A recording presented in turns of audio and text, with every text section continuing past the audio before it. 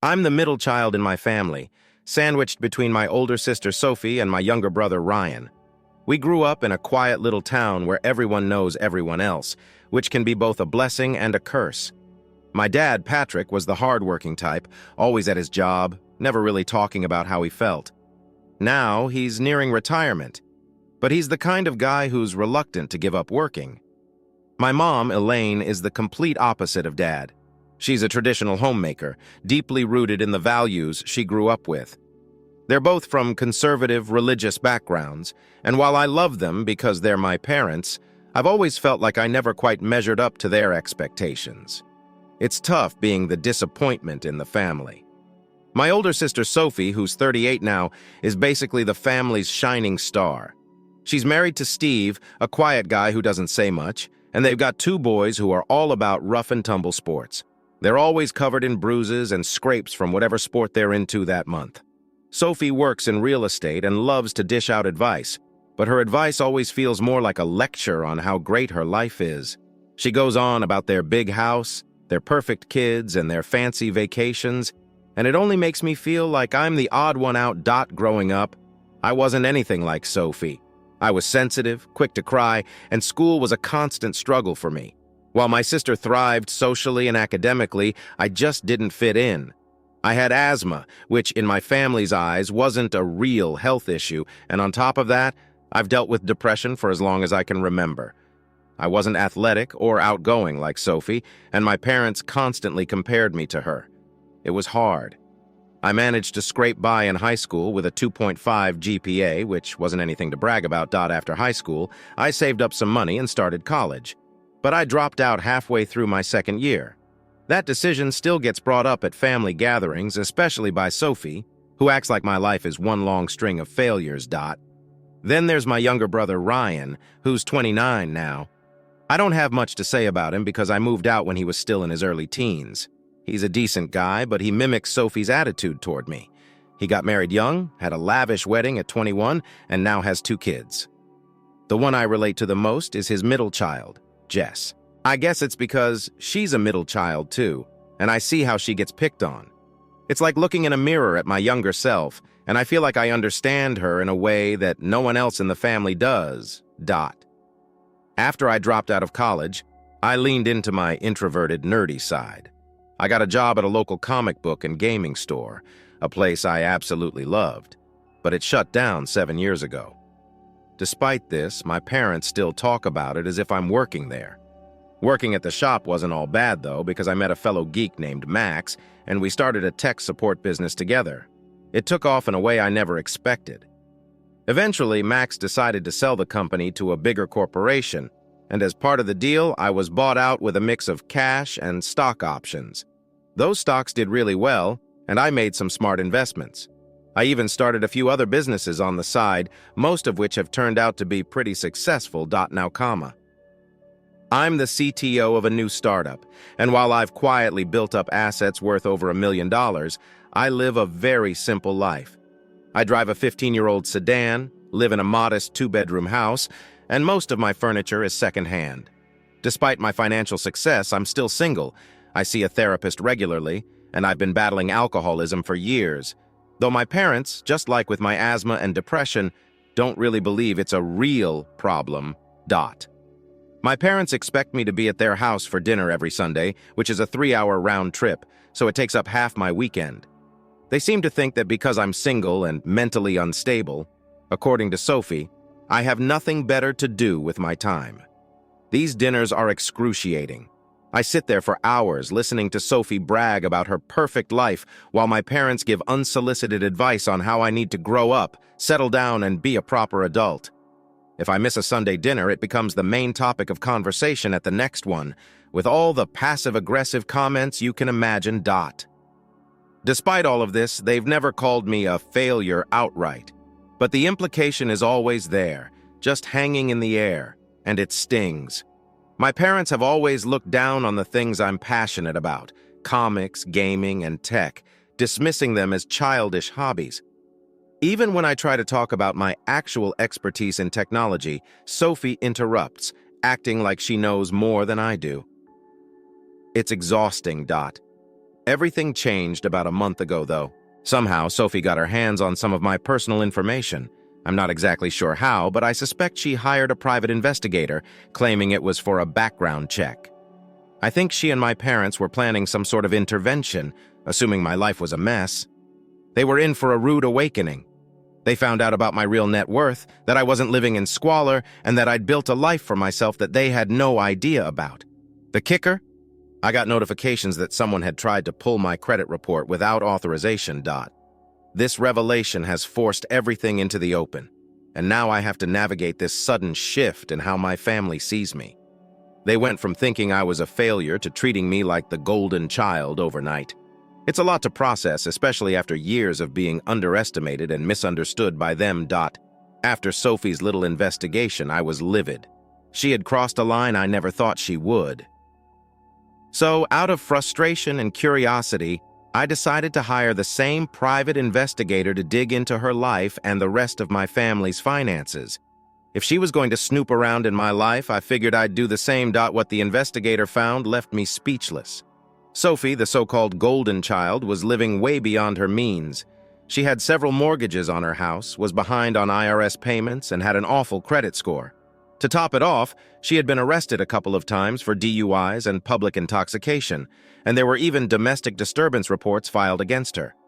There was also some stuff involving child protective services, but no current charges were active, so I guess she's barely hanging on in that department.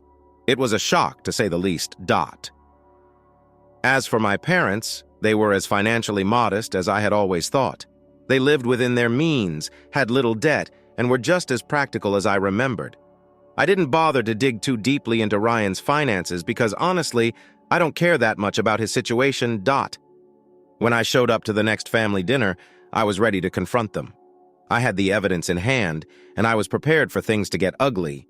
But to my surprise, the atmosphere had already shifted. My parents were suddenly treating me with this weird, awkward reverence, like they'd just realized I wasn't the screw-up they always thought I was. It was unsettling. Sophie, on the other hand, looked like she wanted to crawl out of her skin. She was visibly agitated, probably because she knew I had the dirt on her. Halfway through dinner, Sophie lost her cool. She started bragging, again, about her latest sales at the real estate agency and her supposedly fantastic life. This time, though, I wasn't going to let her steamroll the conversation. I acknowledged her achievements, but I also subtly brought up her financial troubles, the IRS issues, and the loans. Her face turned beet red.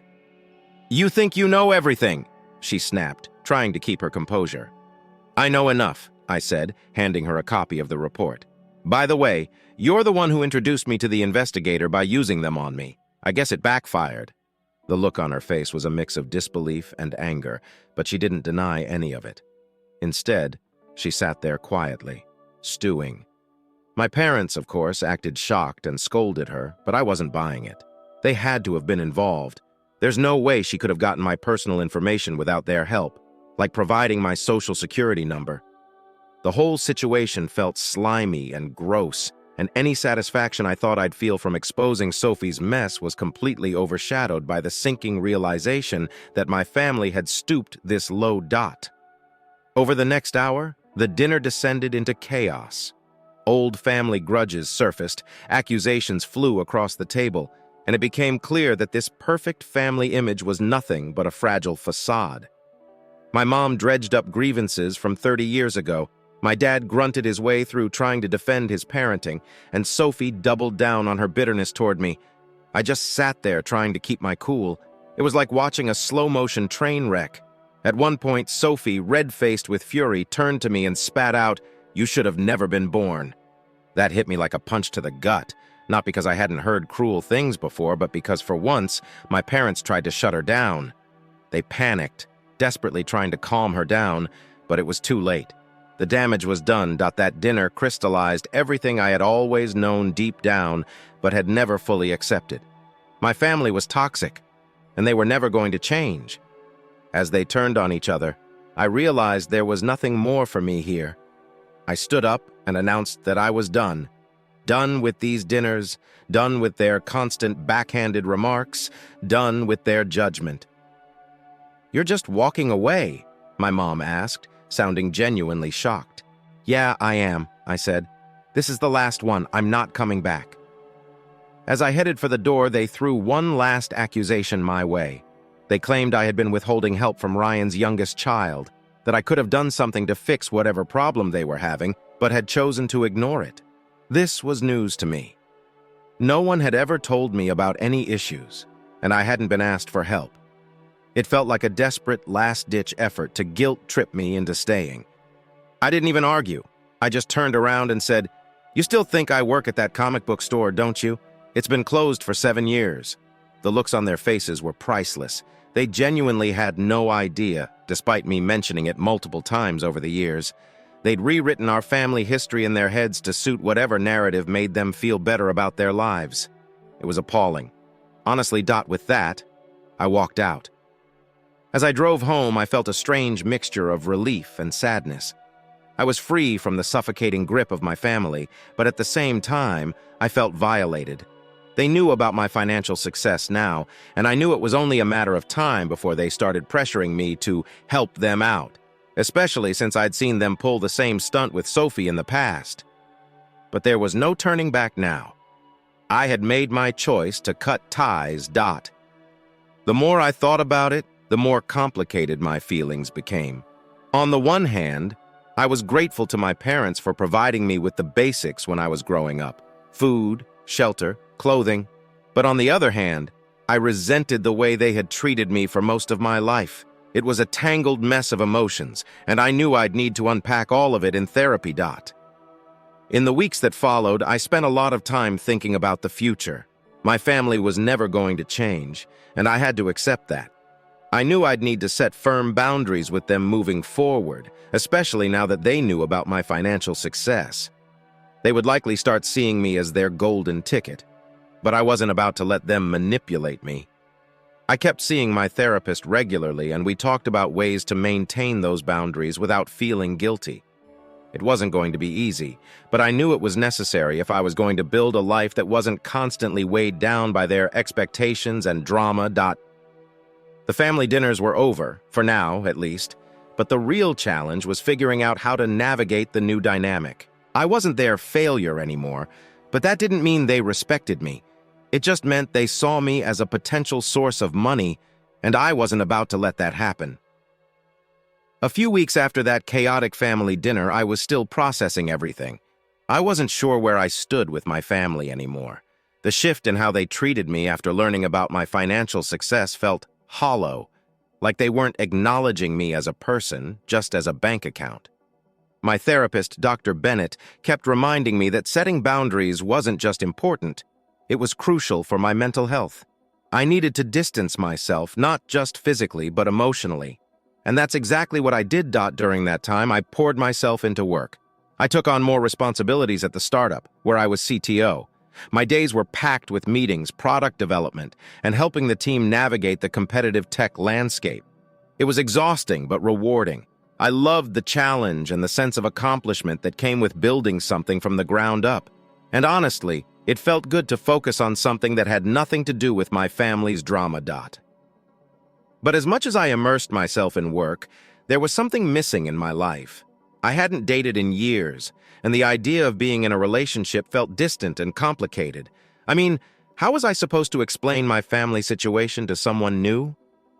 Still, I couldn't shake the feeling that I wanted more out of life than just work. I started thinking about the possibility of meeting someone who might actually get me. Someone who understood the messy family stuff but wouldn't run away because of it. Then, out of nowhere, Ava came into my life. We met at a tech conference. She was giving a talk on cybersecurity, and I was instantly drawn to her. Not just because she was brilliant, but because she had this down-to-earth energy that made me feel comfortable right away. After the talk, I approached her to ask a few questions about her presentation, and we ended up chatting for the rest of the day. It was like we clicked on every level, professionally, personally, and even when it came to the way we both viewed family. Eva had her own complicated family history, but she had mastered the art of setting boundaries with love. She wasn't about cutting people out of her life entirely, but she knew how to protect herself from the emotional messes that come with family ties. As we got closer, I started to open up to her about my own struggles, especially the recent blow-up with my family. I was hesitant at first, worried she might judge me or think I was too damaged, but she didn't. She just listened and offered support. Our relationship grew quickly, and before I knew it, we were spending most of our free time together. We talked about everything, from our shared love of tech to the more serious stuff, like what the future might look like for us as a couple. It was during one of those late-night conversations over pizza at her place that the topic of my family came up again. Specifically how I was going to navigate things with them now that Eva was in the picture. I didn't want to drag her into the mess, but at the same time, I knew that if we were serious about each other, I couldn't avoid it forever. We came up with a plan. Keep interactions with my family short, public, and on my terms. No more long, drawn-out Sunday dinners. No more letting them guilt me into spending hours listening to their drama. Instead, we'd meet them for coffee in neutral public places, where the conversations would have natural limits. The first few coffee meetups were awkward, to say the least. My parents were overly polite, almost like they didn't know how to act around me now that they had this new, successful image of me. Sophie didn't say much, but I could tell by the way she avoided eye contact that she hadn't forgiven me for outing her financial issues at that disastrous dinner. Ryan and his wife, Amy, were quieter than usual, too, probably unsure of how to engage without the usual family dynamics in play. But something surprising happened during these meetups. My sister's middle child, Jess, really took a liking to Eva. The two of them clicked in a way that reminded me of how Jess and I had bonded years earlier. It felt good to see someone in my family form a genuine connection with Eva. Slowly, these short, low-key coffee dates started to feel manageable. They were like mini reconnections with my family without the pressure of full-blown chaotic dinners. And it worked. It let me keep them in my life on my own terms. As things with Eva grew more serious, I started to think about the future in a different way. I hadn't allowed myself to think much beyond surviving family gatherings and focusing on my career. But now, with her by my side, I could picture something more. A future that wasn't defined by my family's dysfunction, but by the life we could build together, a life filled with respect, love, and boundaries. One summer evening, as we were walking by the lake near her apartment, the conversation naturally drifted toward the next steps in our relationship. We talked about possibly moving in together, and it felt right. For the first time in my life, I wasn't afraid of committing to someone or of what the future might hold. Eva understood me in a way that no one else ever had, and I knew we could face whatever challenges came our way together. The more I thought about it, the more I realized that setting those boundaries with my family wasn't just about keeping myself sane. It was about making space for new, healthy relationships. It was about creating room for Eva and I to grow without being weighed down by the baggage I'd been carrying for so long. And as for those Sunday dinners, well, they were still on the calendar, but now they were on my terms. Sometimes I'd go, and sometimes I wouldn't. When I did go, I brought Eva with me, and we navigated whatever drama came our way together. It wasn't perfect, and it probably never would be, but it was a lot better than before. I was finally starting to find balance in my life, a balance between my past and my future, between my family and the new family I was building with Eva. It wasn't easy, and I knew there would be bumps along the way. But for the first time in a long time, I felt like I was in control of my own life, and that was something worth fighting for. As time went on, Eva and I grew even closer, and our relationship continued to thrive. We talked more about the future, and it became clear that we both wanted the same things: stability, love, and a life that wasn't defined by past traumas or complicated family dynamics. Moving in together felt like the next natural step, and soon enough, we started making plans. But in the background of all this personal progress, I still had to deal with my family, particularly my parents, who now treated me like their newfound golden child. My financial success, once hidden, had flipped the script, and I couldn't help but feel uncomfortable with how much their behavior had changed toward me. I knew it wasn't real respect. It was just a reaction to my financial worth. The strange thing was, now that they knew about my success, they suddenly started seeing me as the solution to all their problems, mostly financial ones. My mom would casually drop hints about needing money for house repairs, or how it was getting harder for them to keep up with the cost of living. My dad, who rarely talked about money, began making small comments about their retirement plans and how much it would cost to maintain their modest lifestyle. At first, I ignored it. I knew what they were doing, and I wasn't about to let them guilt-trip me into becoming their personal ATM. But as the weeks went by, their hints turned into more direct requests. They'd ask for loans that were never explicitly called loans, but it was clear they expected me to help out. I was caught in a tough spot. On the one hand, I didn't want to let them use me. On the other hand, I still felt a sense of responsibility toward them because, after all, they were my parents. This tug of war inside me came to a head when my dad called me one evening, out of the blue. He wasn't one for long phone calls, so I knew something was up. He started talking about how the house needed a new roof and how he wasn't sure they could afford it on their retirement savings. Then he got to the point. He asked if I could help cover the cost. It wasn't that I couldn't afford it. I could. But it was the principle of the thing. After years of being treated like the family disappointment, now they wanted me to bail them out. It felt wrong. I didn't know how to respond right away, so I told him I'd think about it and hung up. Later that night, I talked it over with Eva. She listened patiently, and as always, her advice was spot on. She reminded me that while helping them financially wasn't inherently wrong, I needed to be clear about my boundaries. If I chose to help, it had to be on my terms, not because I felt pressured or obligated. The next morning, I called my dad back. I told him that I understood their situation, but if they needed help with money, it needed to be formalized. I wasn't going to just hand over cash with no strings attached. I offered to loan them the money, but I made it clear that there would be a repayment plan in place. I wasn't doing this out of guilt or obligation, but because I wanted to help in a way that made sense for both of us. To my surprise, my dad didn't argue. He accepted the terms, and a few days later I transferred the money with a formal agreement in writing. It was a strange feeling, helping them out like this after everything that had happened. But at least this time it was on my terms, not theirs. As the months went by, the dynamic with my family slowly shifted into something more manageable. The regular Sunday dinners became fewer and far between, and the coffee meetups with my parents continued in their stead. The awkward tension that had been there at the beginning started to ease up, and while things would never be perfect, there was a certain peace in the new routine. My family began to respect my boundaries, at least most of the time, and they seemed to finally accept that my life wasn't something they could control or define, but comma. Of course, Sophie was a different story. She hadn't forgiven me for exposing her financial troubles, and our relationship was still strained. I didn't see her much, and when I did, it was always awkward.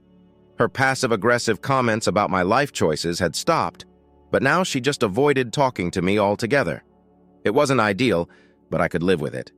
I wasn't looking for her approval anymore. Meanwhile, things with Ava kept getting better. Moving in together had been a huge step, but it felt right. We balanced each other in ways that made life feel smoother, less chaotic. I'd never really imagined myself settling down, but with Eva, it didn't feel like settling. It felt like building something solid, something that was ours. She brought a sense of calm to my life that I hadn't experienced before, and for the first time in a long time, I felt like I had a real partner who understood me. As the holiday season approached, Eva and I talked about what to do with family gatherings. My parents wanted us to come over for Christmas, and they'd already started dropping hints about how they hoped I'd bring something nice for the family. It was their way of trying to get me to spend money on gifts, but I wasn't playing that game. Instead, Eva and I decided to host a small gathering at our place. We invited my parents and Ryan's family, keeping it small and intimate. Sophie declined the invite, which didn't surprise me, and honestly, I was relieved. I wasn't in the mood for any more drama. The gathering was simple. Nothing fancy, just a nice meal and some good conversation. For the first time, I felt like I was in control of the situation, like I wasn't just reacting to my family's expectations, but setting my own terms. As the evening wound down, I realized how much had changed in such a short amount of time. The family dynamics that had once dominated my life no longer held the same power over me. I wasn't the same person who used to sit at those Sunday dinners, feeling small and invisible. I had found my own path, and I was finally walking it with confidence. Looking back, I can see now that setting boundaries wasn't just about protecting myself from my family's toxicity. It was about making room for the things that truly mattered in my life: Eva, my work, my own happiness. For years, I had let my family's expectations and judgments define who I was, but not anymore. I had created a life that was mine, and that was something no one could take away from me. As Eva and I sat on the couch that night, talking about our future, I felt an overwhelming sense of peace.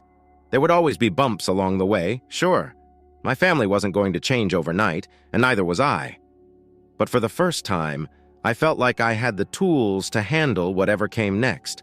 On my terms. The road ahead wasn't perfectly clear,